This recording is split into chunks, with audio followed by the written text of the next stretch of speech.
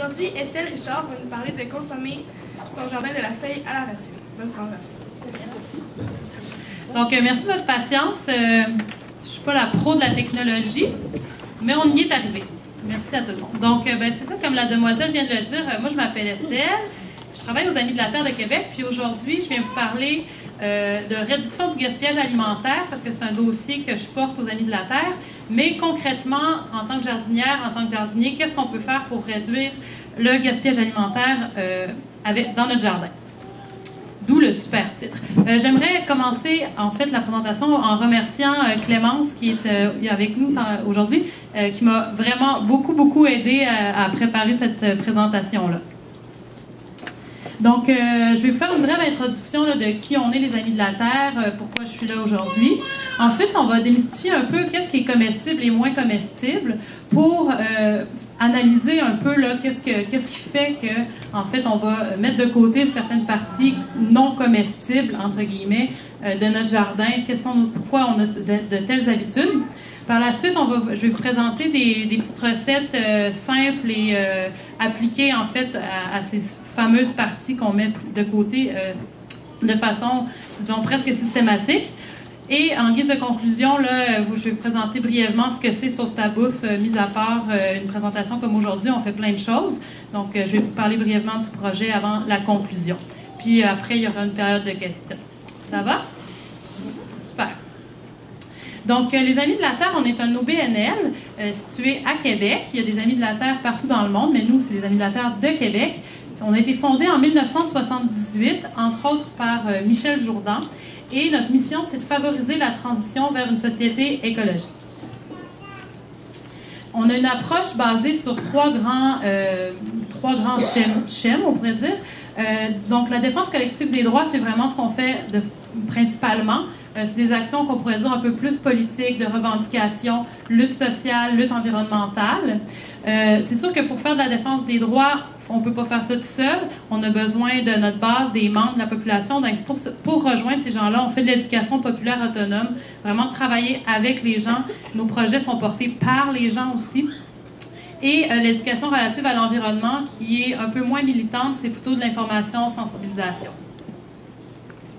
Donc, on a fait plein de choses depuis notre fondation, mais je voulais souligner quelques réussites récentes dont on est très fiers. Peut-être que vous connaissez le marché de proximité de Québec. C'est un super bel organisme là, qui met en lien les consommateurs avec les producteurs directement. Puis, ça a été parti par les Amis de la Terre. Maintenant, c'est indépendant. Puis, sont situés eux aussi dans le centre Frédéric-Bach, là où on a nos bureaux.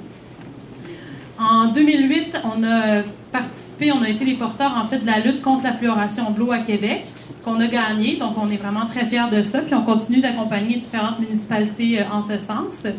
Et plus près de nous, en 2013-2014, on a participé à la mise sur pied du marché public Saint-Jean-Baptiste. La mission de Sauve ta bouffe, c'est d'informer et d'outiller la population en vue de réduire le gaspillage alimentaire. C'est pour ça qu'aujourd'hui, on va parler de consommer son jardin de la feuille à la racine. Donc, qu'est-ce qu'on entend par les parties non comestibles des plantes? En fait, très peu de parties sont pas comestibles du tout.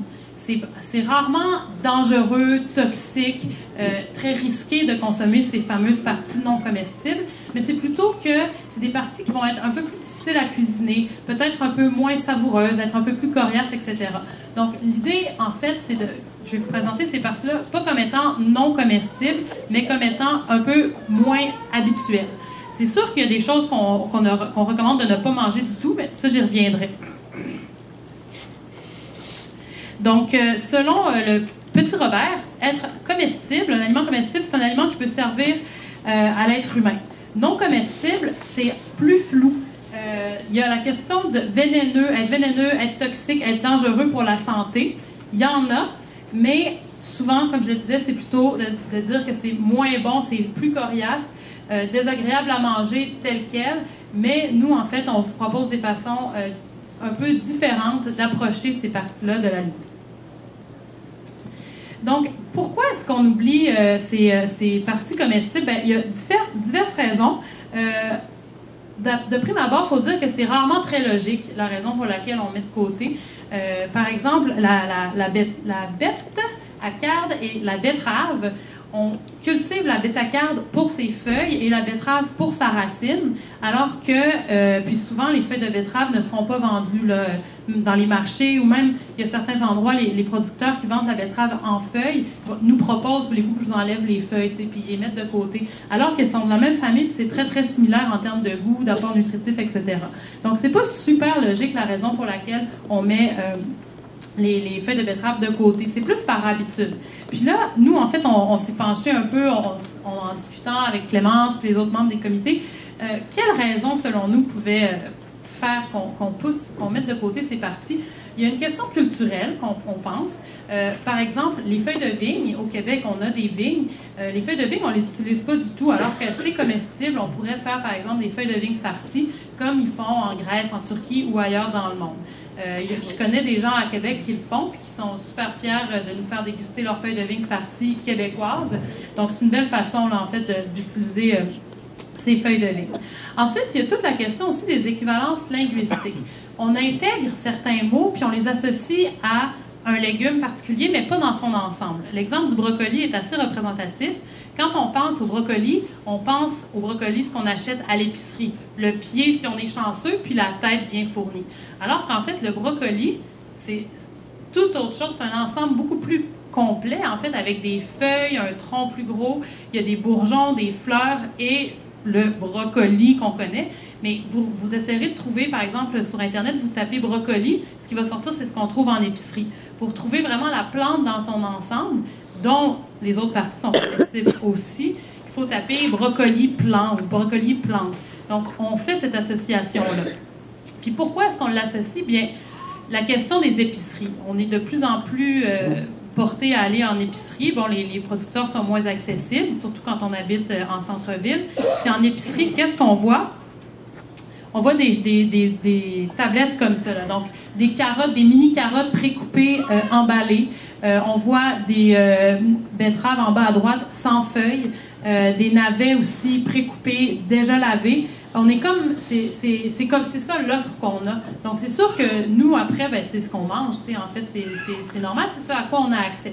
Puis c'est un peu, finalement, un cercle vicieux parce que les consommateurs, nous, ben, souvent, on se pose pas trop de questions. Ah, OK, la betterave, je vais la prendre comme ça. Le brocoli, je vais le prendre comme ça, même s'il n'y a pas son pied. Donc, on pose pas nécessairement de questions aux commerçants, on demande pas. Puis pourquoi est-ce que le commerçant fera un effort supplémentaire pour prendre plus de place pour inclure les fans, mettons les radis avec ses fans, etc.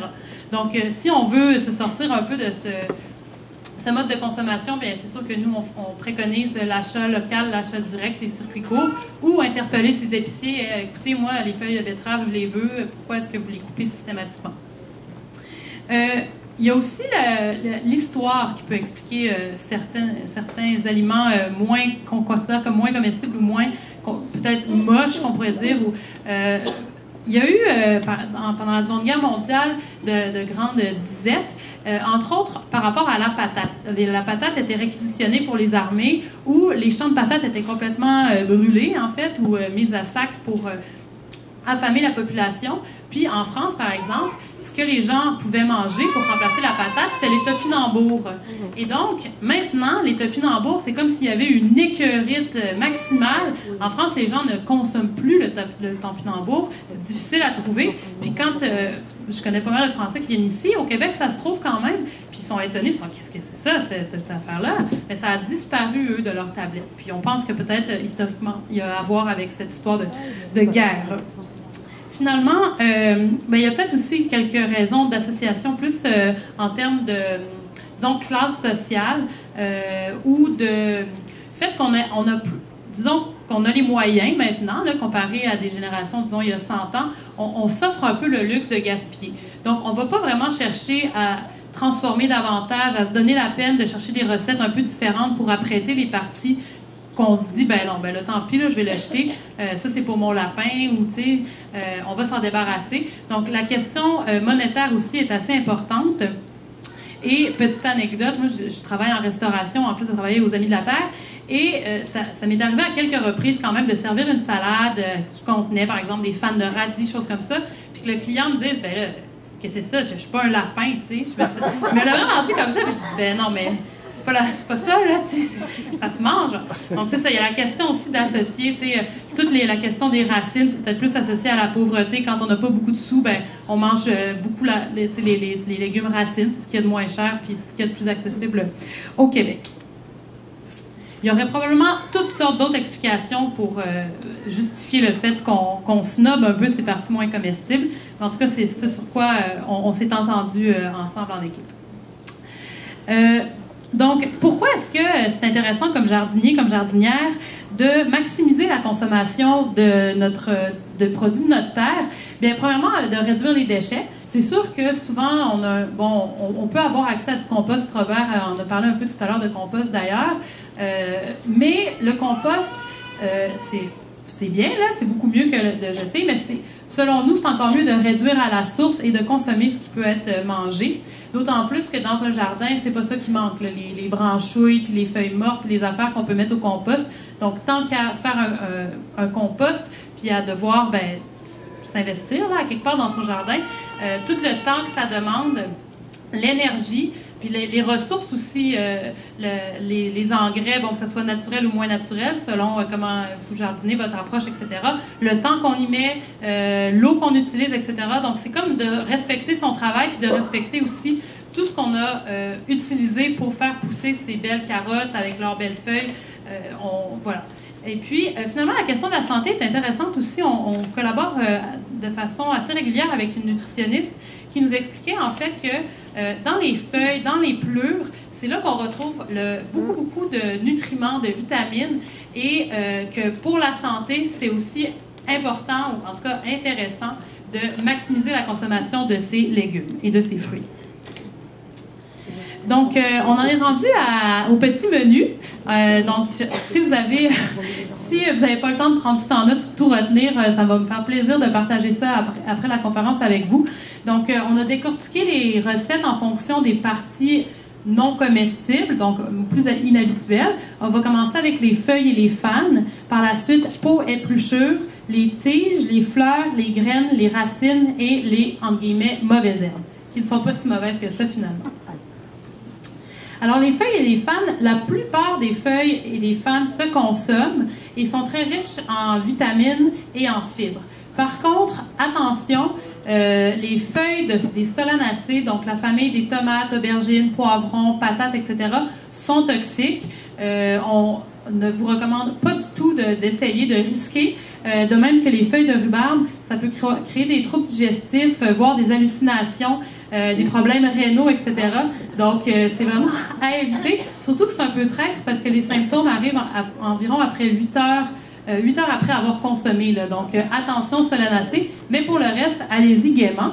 J'ai quelques petites propositions. Donc, nous avons poireaux, céleri et carottes. On a tendance à couper la tête, on pourrait dire la tête de nos poireaux, en tout cas le verre de poireau. Et pourtant, c'est super bon. C'est sûr que ça a un petit peu moins de goût que la partie blanche, mais quand même, coupé finement, vous pouvez le faire bouillir ou cuire à la vapeur. Moi, j'aime bien le mettre dans du bouillon de légumes pour le ramollir encore plus. Puis après ça, on peut l'intégrer à nos soupes, à nos sautés, à du risotto, etc.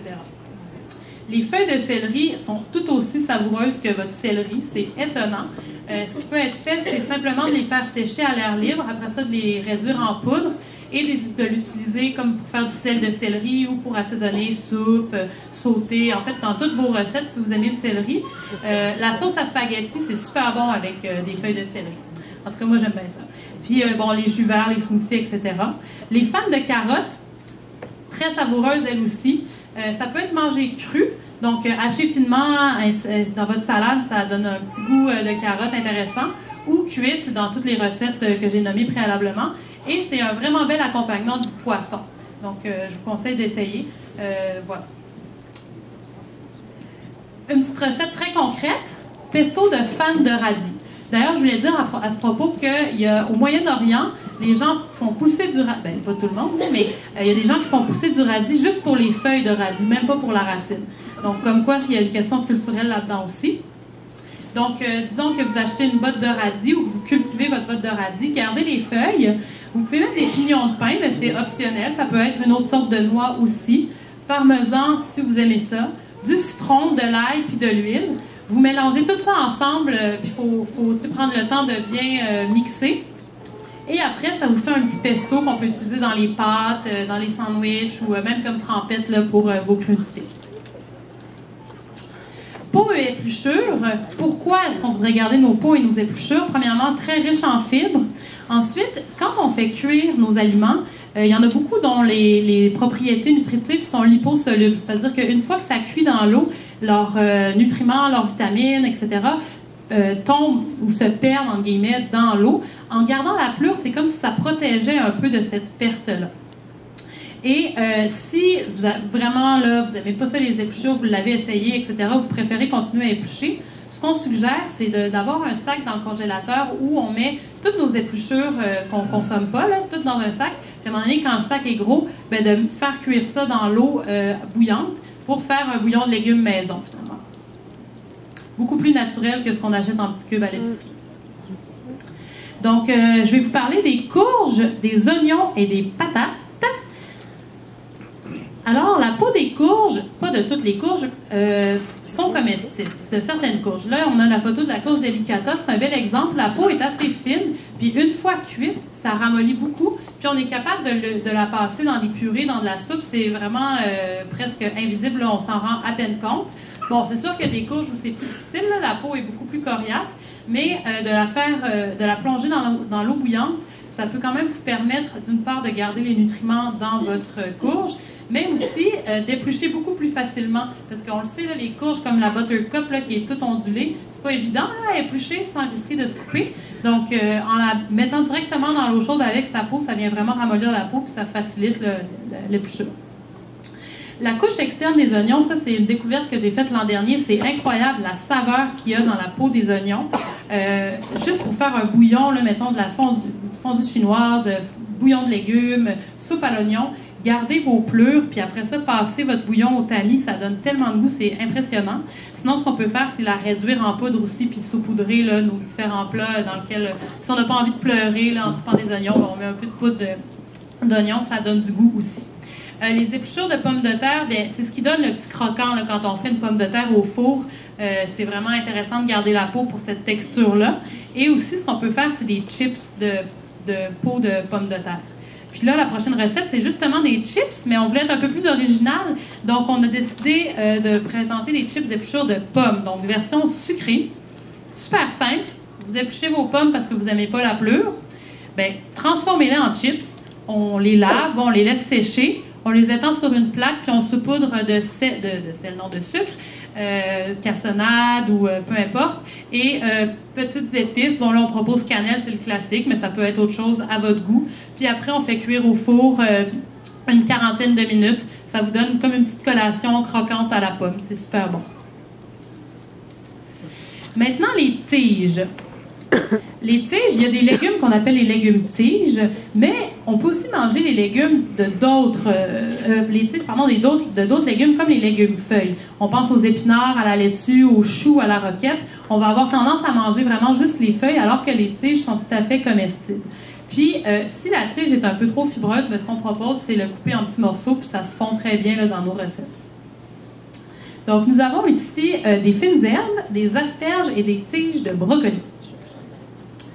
Donc, les tiges de fines herbes aromatiques, là, que ce soit sauge, coriandre, romarin, etc., ce que vous pouvez faire, c'est de les intégrer dans votre cuisson. Mettons, vous faites un couscous, à la place d'enlever les grains un à un, on met tout au complet, puis à la fin, on retire, un peu comme on fait pour des feuilles de laurier, finalement. On peut aussi couper très finement là, pour les intégrer. Ou quand c'est plus tendre, par exemple, la coriandre, moi c'est quelque chose que je me fais souvent, là, des petits rouleaux impériaux. À la place d'enlever les feuilles une à une de ma coriandre, je mets ma branche de coriandre, puis ça passe tout seul. C'est super bon, ça a beaucoup de saveur aussi.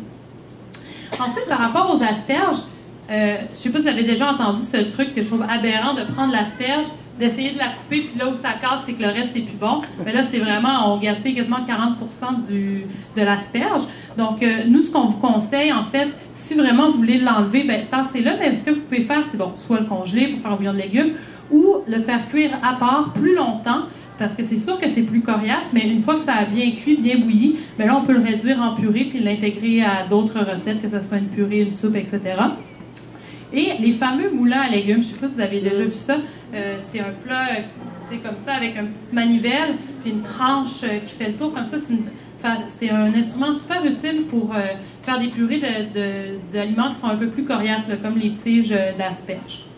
Les tiges de brocoli, c'est mal aimé. Vous verrez peut-être des fois dans les circulaires, là, j'avais vu ça une fois au Jardin Mobile, ils vendaient des brocolis sans gaspillage, fait que c'était juste la tête du brocoli, pour que nous, le consommateur, on ne gaspille pas la queue. Mais eux l'avaient gaspillé fort probablement.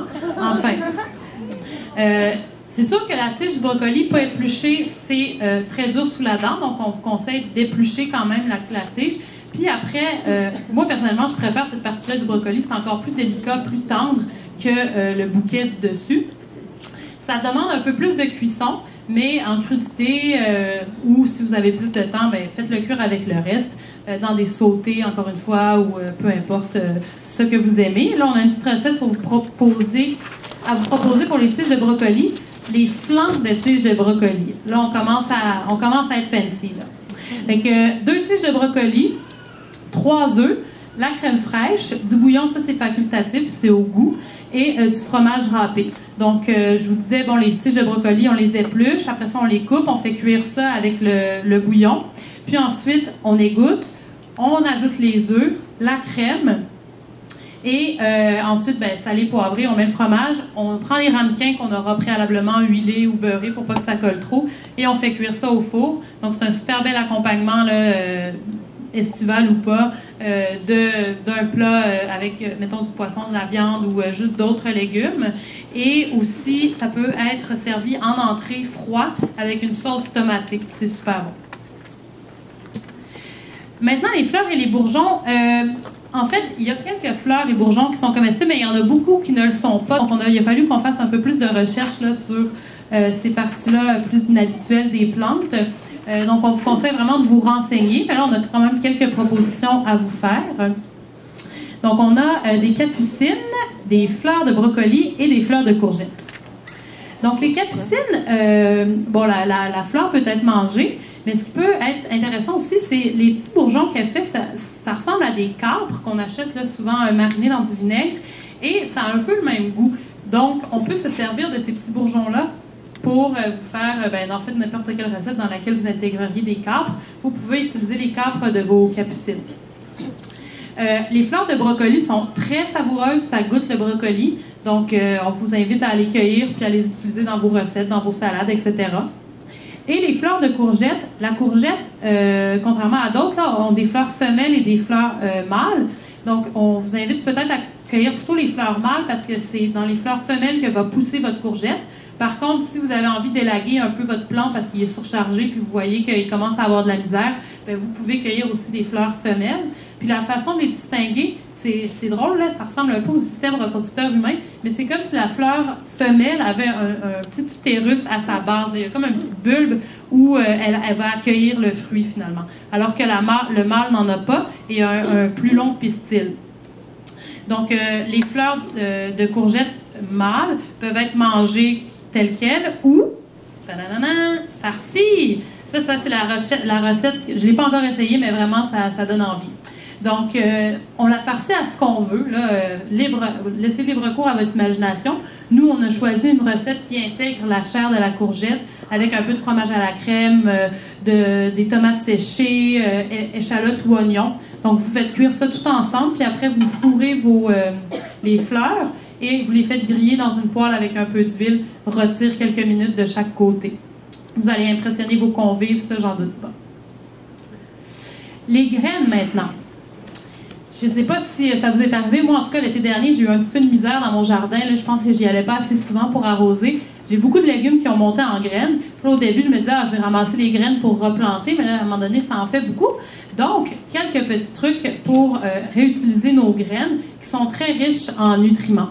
Encore une fois, attention, il y a quelques contre-recommandations. Les abricots, les cerises, les pêches, mais c'est vrai que ça ne pousse pas beaucoup ici, mais au cas où vous ayez envie de faire des tests, les noyaux contiennent de la cyanure qui est assez dangereuse pour la santé. Les pépins de pommes sont légèrement toxiques, mais à faible dose, vous devriez vous en sortir. Et pour la même raison que, en fait, je disais tout à l'heure de ne pas manger les feuilles de solanacée, les graines de solanacée aussi sont vraiment pas recommandées. Puis c'est vrai, j'ai pas dit pourquoi, mais en fait, les solanacées produisent la... je pense que c'est la solanine ou solcaïne. Solanine, c'est ça. C'est comme quelque chose de naturel qui est produit pour repousser les herbivores, pour se protéger, pour protéger leurs fruits. Donc, c'est pour ça que, en tout cas, il faut vraiment éviter. Donc, quelques graines. Nous avons ici des graines de courge, de melon et des germinations. Donc, les graines de courge, on a tendance à faire les graines de citrouille dans le temps de l'Halloween. Bon, on connaît ça. Par contre, les autres courges, on n'a pas nécessairement le réflexe de les utiliser, alors qu'elles sont tout à fait comestibles et aussi bonnes. Donc, bon, quand vous videz votre courge, vous gardez les graines, vous pouvez rincer rapidement ce qui est, dans le fond, le côté un peu plus gluant qu'il y a. Quoique les filaments, certaines personnes m'ont dit qu'eux ou elles les gardaient pour donner plus de goût. Moi, c'est vrai que je fais un peu le tri, là. Puis une fois séché, ben, on huile, on met au four, bien grillé. C'est une super belle petite collation. Les graines de melon, c'est la même famille que les courges, les melons, donc vous pouvez faire de même, les faire griller au four. Et finalement, les germinations, bien, quand on peut acheter des germinations de trèfle, des germinations de tournesol, etc., mais on n'a pas nécessairement le réflexe de le faire nous-mêmes à la maison, puis c'est très simple à faire. Donc, on vous invite à l'essayer avec, par exemple, les radis, les poireaux, le brocoli, le chou, les épinards. En fait, les germinations, c'est super nutritif, c'est plein de vitamines, très vitalisant. Donc, vous essayerez ça, vous allez voir, je suis sûre que vous allez vous sentir bien après.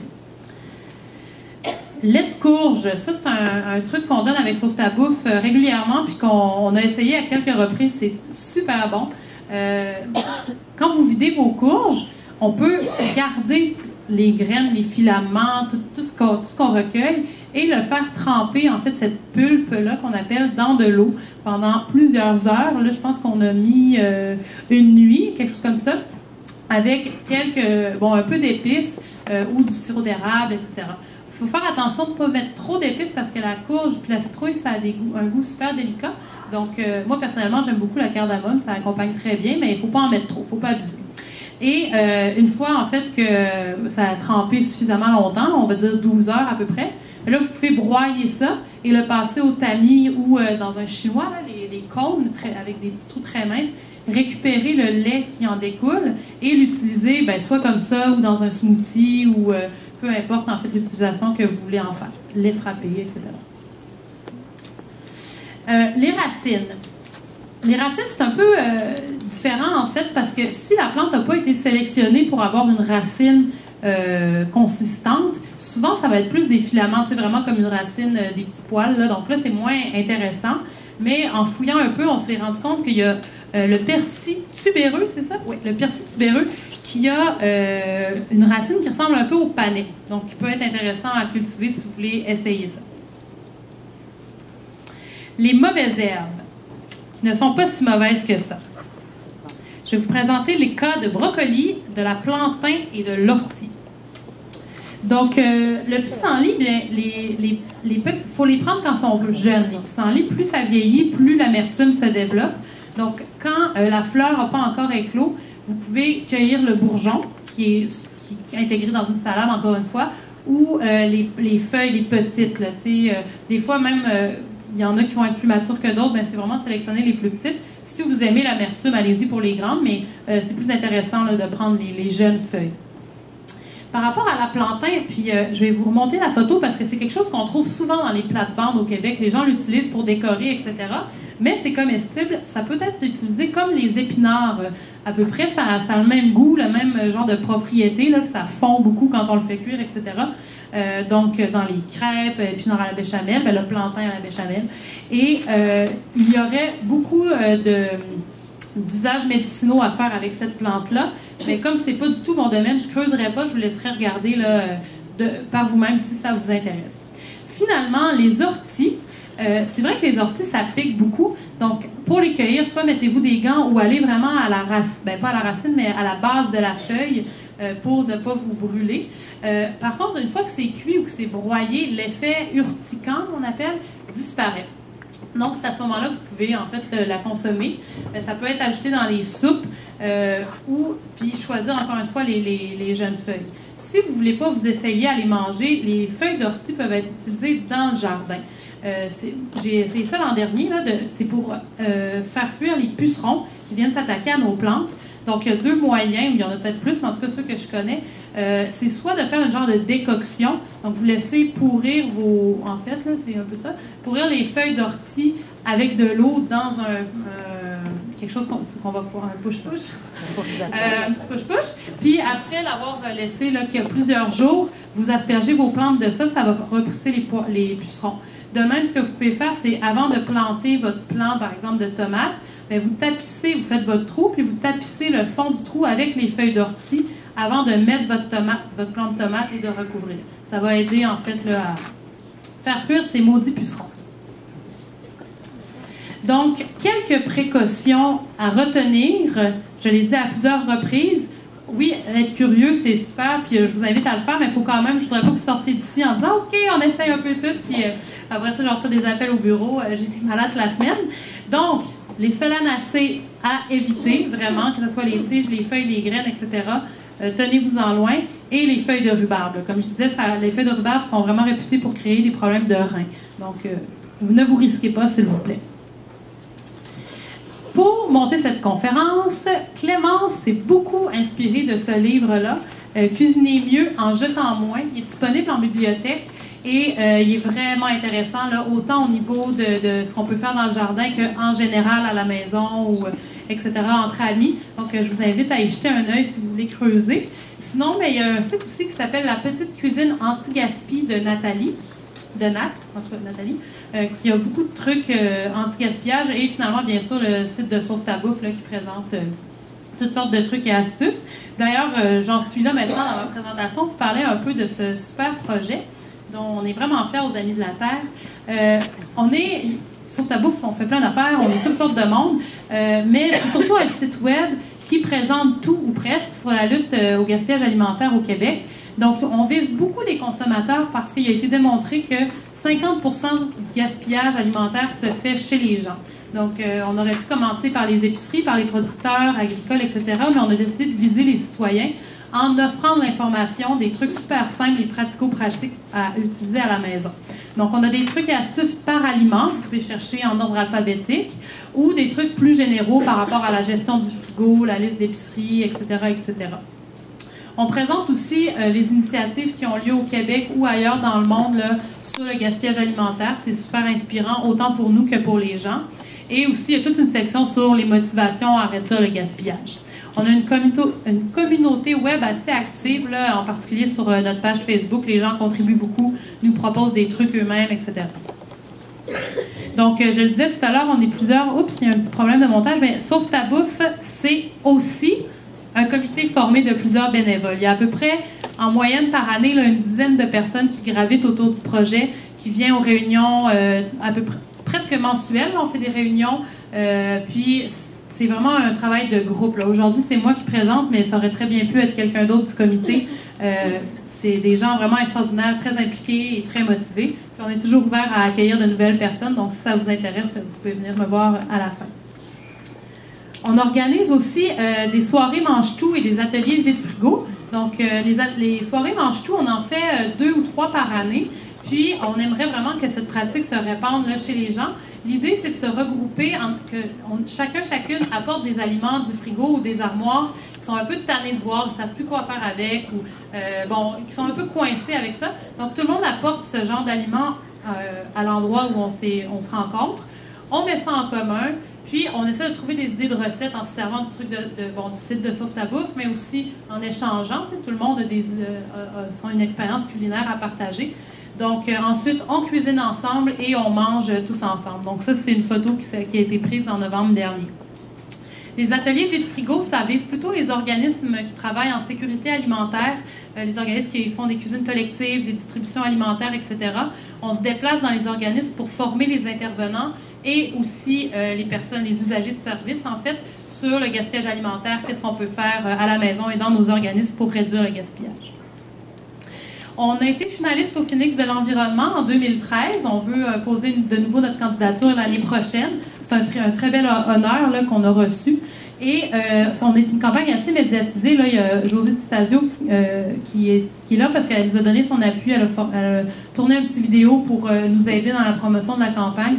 Mais on est régulièrement appelé à faire des entrevues à la radio, télé, journaux, etc. C'est bien pour nous parce qu'en fait, ça nous aide à... On est un petit organisme, on a plutôt un petit budget, mais quand les médias s'intéressent à nous, bien, ça, entre guillemets, répand la bonne nouvelle. Là, ça sort dans les journaux, etc. Donc, on va chercher un plus large public. Donc, en guise de mot de la fin, en fait, j'aurais voulu, il manque une étape, remercier nos commanditaires parce que très récemment, on a reçu une aide financière de Recyc Québec qui nous permet là, d'élargir la campagne puis justement d'avoir Clémence avec nous dans l'équipe qui m'aide beaucoup sur ce projet-là. Donc, merci aussi au groupe de Simplicité Volontaire, dont il y a des représentants dans la salle qui nous aident chaque année aussi avec ce projet-là. Puis, merci à vous, toutes et tous, de vous être déplacés aujourd'hui. Je trouve ça super motivant de voir une salle presque pleine là, pour parler de gaspillage alimentaire. Ça démontre qu'il y a un intérêt pour ça puis une belle sensibilité. Donc, merci de vous être déplacés. Puis, maintenant, si vous avez des questions, ben, je suis ouverte à y répondre à la meilleure de ma connaissance.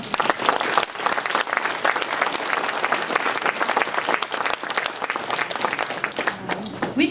Est-ce qu'on retrouve vos recettes sur le site?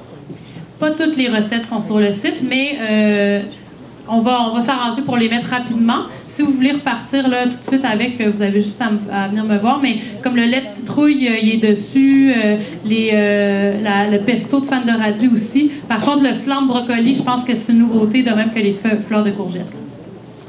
Est-ce qu'il y a d'autres questions? Oui? Quand vous parlez de consommer les mauvaises herbes, c'est quoi ce à quoi il faut faire attention avant de cueillir vos propres pissenlits? Ben, en fait, premièrement, je pense qu'il faut les laver, là, surtout si c'est un terrain, il y a toujours un chat, un chien qui peut être passé avant nous faire ses besoins. Donc, prendre le temps de les laver. Mais les pissenlits, c'est bon, là. En fait, vous pouvez en manger. C'est juste que si vous prenez les feuilles plus grosses, c'est moins intéressant au niveau gustatif. Mais il n'y a aucun problème à manger cette... Oui, c'est sûr. C'est sûr que les pesticides... En fait... c'est vrai que je prenais un peu pour acquis que les gens qui ont un jardin, cultivent de façon biologique, là, mais en fait, c'est vrai que c'est pas toujours le cas. Donc, quand il y a eu des pesticides, ben, il faut bien les laver, mais par exemple, à l'épicerie, quand vous achetez des fraises, il y a eu des pesticides sur les fraises aussi, puis on les mange, là. Donc, c'est juste de faire attention de bien les laver. Oui, en avant? Oui, moi, j'aurais deux questions. Oui. C'est ça. À propos de ce fameux pesticide-là, des fois, moi, j'ai tendance à éplucher mes légumes quand je sais qu'ils ne sont pas bio, parce que je me dis, j'en enlève un peu. Mais est-ce que c'est faux? Est-ce que dans le fond, j'en mange autant dans le légume? Est-ce que vous avez entendu la question? En fait, elle se demande, elle dit par rapport aux pesticides, est-ce que de simplement laver... non, en fait, elle épluche ces légumes qui ne sont pas bio, ces fruits qui ne sont pas bio, de peur d'ingérer des pesticides, puis elle me demande si c'est comme un mythe ou pas. Je vous répondrais que plus ou moins, c'est sûr que, en fait, les pesticides, ils n'épandent pas des pesticides tous les jours dans les champs, OK? Ils vont le faire peut-être une fois ou deux dans l'été. Donc, la pluie, s'il y a eu un été très pluvieux, tout ça, c'est sûr que ça vient laver. Et on peut pas... En fait, la peau est plus à risque d'avoir des pesticides, mais c'est clair que le pesticide rentre aussi dans l'aliment. Donc, éplucher, c'est une façon peut-être d'amoindrir les risques, mais quand on mange des fruits qui ne s'épluchent pas, on les mange quand même, là, dans le fond. Fait que c'est sûr que nous, en fait, on préconise vraiment l'alimentation bio.